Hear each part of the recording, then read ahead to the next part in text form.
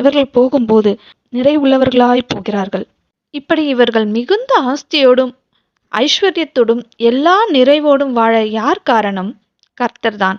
அவர்தானே இஸ்ரவேல் மக்களுக்கு பாலும் தேனும் ஓடுகிற தேசத்தை தந்தார். அவர்தானே அவர்கள் எல்லா நலமோடும் வளமோடும் வாழ ஆசீர்வாதத்தை கட்டளையிட்டார். இவர்கள் அந்த தேசத்திலே எந்த வகையிலெல்லாம் ஆசீர்வதிக்கப்பட்டிருப்பார்கள் என்று உபாகமம் 28ஆம் அதிகாரம் 1 முதல் 14ஆம் வசனம் வரை வாசித்தால் விளங்கும். இன்று நான் உனக்கு விதிக்கிற உன் தேவனாகிய கர்த்தருடைய கட்டளைகளின் படியெல்லாம் செய்ய நீ கவனமாயிருக்கும்படிக்கு அவர் சத்தத்திற்கு உண்மையாய் செவி கொடுப்பாயானால் உன் தேவனாகிய கர்த்தர் பூமியில் உள்ள சகல ஜாதிகளிலும் உன்னை மேன்மையாக வைப்பார்.